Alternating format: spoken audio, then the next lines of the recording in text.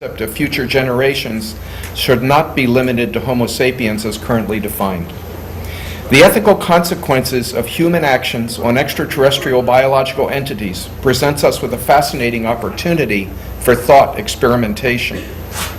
Now that there is proof of water ice on Mercury, Mars, our moon, comets, and elsewhere, and liquid water oceans beneath the ice of Europa, the chances for discovery of present or pre-existing extraterrestrial life in our system and in our galaxy are no longer remote, and discovery may happen very soon. It is critical, therefore, that we address the ethical issues that will rapidly evolve from such a discovery prior to that event. And this is probably key to this whole paper, for from the moment of discovery forward, there will be immense political, commercial, and perhaps even theological pressures that may steer us from an ethical policy. This is not an original idea of mine. NASA, SETI, and others are very aware of this need and have initiated discussions on these issues. Next. Thank you. I am defining what may be discovered as biological entities as opposed to using terms such as extraterrestrial life or organism. First, the term biological entities is more inclusive and broader in scope, in that they have yet to be discovered. Existing definitions of life and organisms written specifically for Earth and solely as a result of observation of Earth's life may be challenged. Second, science is constantly tinkering with our definition of what constitutes life. We are finding life in places and at environmental extremes we believed impossible for life to exist here on Earth, such as hot springs with temperatures to 131 centigrade or 267 Fahrenheit, a mile deep in African mines, in acidic and alkaline environments, and under kilometer-thick Antarctic ice. Next. Third, I'm including evidence of extinct and dormant forms, their possible products, ecosystems, and landscapes with biological components, and possibly even evolving chemical processes. Lastly, and perhaps most importantly, I'm purposefully avoiding terms like organisms. Such terms begin a process of comparison to Earth's organisms, which can be misleading or prejudicial. While true that what may be discovered could closely resemble Earth's life, we cannot afford to make that assumption prior to discovery. We must be open to the amazing novelty of what we find and resist the temptation to make the judgmental statement, such as, it's just a bacterium. That comparative approach serves only to diminish its own status in its own world and distort our ethical considerations of its existence. Slide. This paper will first define the opportunity of discovery and then describe why it is unique. Slide. Next, I will discuss how a new ethical and philosophical approach to our relationship with these extraterrestrial biological entities might be forged. Next. Third, I will propose that if we can structure a new ethical relationship with extraterrestrial forms, we can apply those improved standards to all life back here on Earth as well. And as the title of this paper infers, next, by crafting a higher ethical standard towards all life, we can better frame our obligations to future generations with the knowledge that they may be very different than the present-day biological species of humans that fill this room today. The philosophies of bioethics have been constrained by various limiting factors, including relative worth, cultural significance, and taxonomic status. Next. First, utility. Oh, we're way ahead. That's okay. That's fine. The degree of ethical consideration afforded non-human life is influenced by how useful the organism is to humans, how much it is valued. For example, in the West, we generally apply a higher ethical standard to horses than rats. There are laws hundreds of years old protecting horses from cruelty, but until very recently, little was said of the ethical standards directed at the protection of rodents. And the laws and practices we do have serve primarily to caution that we use and kill them with a minimum of pain and trauma when they are in our employ, such as in scientific experimentation. Wild rats are generally not addressed as an ethical concern, but wild horses often are. Next. Cultural significance. No extraterrestrial entity, with a few exceptions, plays a significant role in human culture. None are eaten, none are used in religious ceremonies, none are actively hunted for sport or entertainment, except in Hollywood productions. The exceptions would be, and it was very tempting to throw a slide in there, the exceptions would be the cultural significance of extraterrestrial bodies, such as the moon and the sun, in spiritual, religious, or artistic contexts. Next. And third, our taxonomic classification systems are largely based on degrees of evolutionary relatedness, and that's very useful in understanding the diversity of Earth's organisms.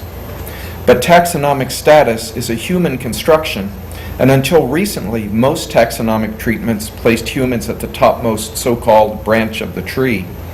On Earth, especially in the West, higher ethical standards are generally applied to organisms, quote-unquote, higher up that evolutionary tree. We grant greater ethical status to a bird than we do to a snake or clam, and certainly there is very little consideration for microbial scale life, and generally none for plants, unless they have cultural significance, such as revered trees. Next. The opportunity we now have is that extraterrestrial biological entities fall outside of these ethical constraints at present. We haven't discovered them, so they are not used. They have no utility, and therefore no utilitarian value or worth. We share no history with them. They are neither heroes nor villains in our cultures, so the place within the context of culture has not been established. And they have no taxonomic status and have not therefore fallen into a possibly prejudicial preconception of place or ranking. They are free in that they are unknown. However, the moment that extraterrestrial biological entities are discovered, next, opportunities to craft policies that foster enlightened relationships less biased by utilitarian and exploitive motives will be diminished. Next. Compounding this immediacy, human extraterrestrial relationships established at our first encounter have the power of precedent. After discovery, it will become increasingly difficult to alter these relationships as special interests become entrenched, bureaucracies calcify to match Earth-oriented protocols, procedures grow routine, and opportunities to critique motives diminish. For example, imagine the immense commercial pressure to reduce ethical consideration to an entity discovered at a prime mining site as opposed to one found in a less valuable location or without immediate economic potential. Next. We certainly encounter the same here on Earth. And then 2 more slides. Thank you. Should we expect it to be different on Mars or elsewhere without critical forethought? We must therefore resolve our policies regarding extraterrestrial ethics prior to their discovery, prior to our knowledge of whether or not they exist, prior to learning of their potential commercial value.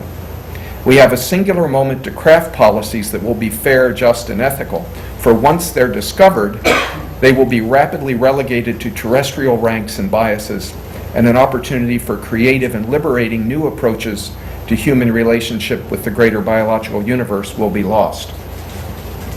Next. How then might our exploration of another world, such as Mars, provide an opportunity to craft a new relationship with non-human biological entities?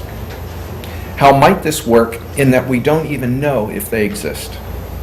One of the most difficult aspects of applying an ethical standard to non-humans is that there is only very limited dialogue between species, and certainly none at a philosophical level that I'm aware of. Humans do the analysis and derive ethical standards focused through the lens of human perception. Other species have little say. This makes it extremely difficult for humans to not be anthropocentric and biased, and to not depend on the relative utility of other species. How then might we develop a just bioethical standard that would apply to biological entities that have no voice, much less those that haven't been discovered? Next. A prominent guiding theory, and this was referenced just a few minutes ago, was provided by Harvard moral and political philosophy professor John Rawls, who just died, I think, about 6 or 7 years ago, in the context of fairness among humans, and his work was specific to humans. How can you be fair, and by extension, how can you be ethical? and he devised a thought experiment, a hypothetical situation he calls the original position. Next. In briefest terms, the best way to have two children divide a cookie between them fairly is to have one cut and the other choose. Anybody that has two kids knows this. If the party doing the cutting, or those who define and distribute ethical standards, does not know which piece he will ultimately receive, it is likely they will define those standards as fairly as possible. That becomes a foundation for justice and aids in the balance between morality and law, fairness, and by extension, ethical social institutions. Rawls asks that we consider that we place a hypothetical group of humans, next, in something like a jury deliberation room and ask them to draft a set of principles of justice for the basic structure of a society. The Constitution they produce would function to design and guide a society in a just and fair manner. That's not a new concept. It was attempted in part in Philadelphia in the 18th century with some practical success. However, Rawls adds some rather serious caveats that are very novel. For this hypothetical group inhabits this original position behind what he calls a veil of ignorance. The participants who are drafting these ethical standards are, next, unaware of their present or future personal status within the society, and they don't know their personal abilities, next, psychological state, physical stature, race, culture, beliefs, gender, or other factors that would bias them in their self-interest and detract from the equal application of justice. But they are fully aware of the conditions of the world, societies, and governments. They are, as Rawls states, they are unformed but fully sapient, yet have no concept of their individual future condition. Their product would not be a cookie very evenly divided, but a set of rules and criteria for ensuring that the cookie is divided evenly and that laws would be just and fair for all humans. Because of this veil of ignorance, they would be free of favoritism or other personal or group biases and would therefore strive to ensure that their list is just and fair. Rawls limited membership of the group in the original position, next, to humans. But what if the group were expanded? And here I'm departing from Rawls. So this is where Rawls sort of left us with this hypothetical. And so what I'm speculating here is, what if the group were expanded to, next, say include whales, and that none of the members of that group knew whether in their future life they would be human or whale? How might the rules governing ethics and fairness change in response? What I'm proposing today is a thought experiment, and this is strictly a thought experiment. What if the group in the original position was expanded to include not only humans, but representatives of extraterrestrial biological entities? Next. And the task given the group was to draft a constitution that would establish fair and ethical standards and practices regarding space colonization and exploitation. This, of course, is highly hypothetical, and I'm not proposing that the group be assembled any more than Rawls was proposing that his group of unformed yet fully sapient humans be convened. But I believe the unique perspective provided by not knowing whether you would live your life as a human or a Martian microbe would generate some innovative and very interesting discussions and results. Would the result be to guarantee the continued existence of every individual microbe and that they would not be disturbed or killed? I don't think so. More likely, there may be stipulations that all be allowed to exist as species and allowed to continue to evolve. I'm not making any conclusions here, just opening the discussion for consideration of new ways to address these biological and bioethical issues. In a more practical sense, how might Martian entities be represented in any such dialogue? One option already used in different contexts, next, is to provide them guardian ad litem representation. Such representation is widely applied to those for those who have no voice, such as those with severe mental handicaps, someone in a coma, or infants. Humans are appointed to speak for them and could just as well stand in for Martian life and represent their interests. Next. Lastly, how might the discussion